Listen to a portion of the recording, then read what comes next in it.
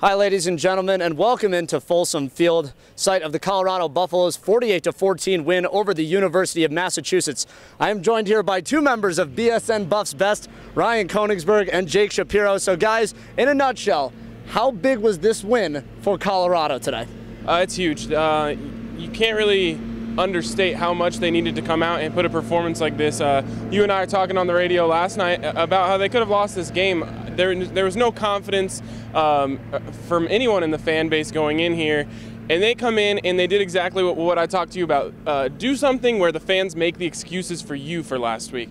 They came out and put a performance together where people can feel good about this team again. Fans left Folsom Field with smiles on their faces. It's big. So Jake, biggest player that made either a comeback or impressed you the most today? I think Michael Adkins. Michael Adkins, the first two games has been extremely impressive. The Buffaloes rushed for over 300 yards today. I mean, that's no small feat. Paul, Lindsey, even Carr got in there and was very important in this game. But especially Michael Adkins. Michael Adkins is quickly becoming the feature back for the Buffaloes, and I think he has over 300 or around 300 yards on the season total now.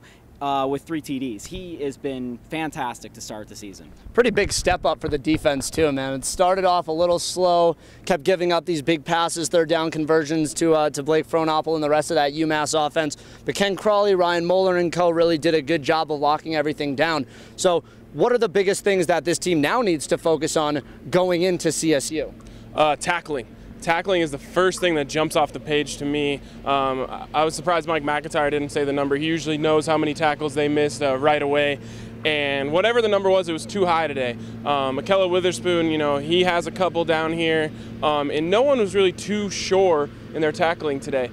I think that's something going up against CSU and then going into Pac-12 play, they really have to shore that up, because that's the kind of thing that can really kill a defense is, you know, you have them stopped in third down and your corner misses a tackle and they break it off, and that turns into, you know, a long methodical drive. Tackling to me is the #1 focus for this defense right now. Same sentiment or anything different? I agree with that 100%. Another thing I think to add to the list of things they need to improve upon is the secondary. Their secondary was a little shaky earlier in the game. They had a couple problems with covering Sharp and Frohnapple, and I know next week the Rams have Hollywood Higgins, and he did not play today, but he could be a huge factor coming against the Buffs next week, and they're really going to want to shore that up. Ken Crawley's probably going to be on him, and they're going to want to shut him down if they want to have a chance to win that game next week. The Rocky Mountain Showdown is going to be next weekend, so before we wrap up, you two actually sat in the press conference with the players, Coach Mack. Any particular quotes that stood out to you guys as we look at the CSU Rocky Mountain Showdown next week? There's a couple quotes that I think go along with one of my favorite plays of the game, and that's Lee Walker down here, absolutely blowing up a guy much bigger than him, pancake block. Nelson Spruce, as soon as I said Lee Walker's name, just got an ear-to-ear smile on his face. He's like, "Did you see Coach Mack?"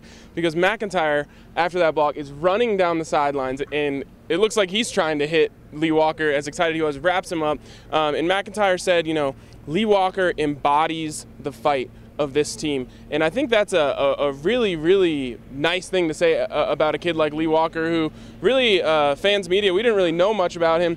He comes out with a 60-second long quote about Lee Walker and the fight that he's gone through and how it embodies what this team is about. I think that play is kind of a microcosm of this whole game for the Buffs. No, you?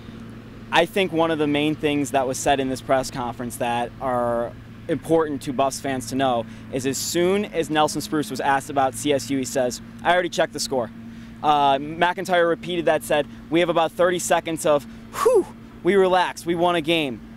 On to the next one." They're on to the next one. This team is in it for the long haul. It's not about this one victory, although McIntyre did say it was huge, and it's the first complete game they put together since McIntyre's taken over the job. But McIntyre and this team is in it for the entire season, not just for today against the UMass Minutemen.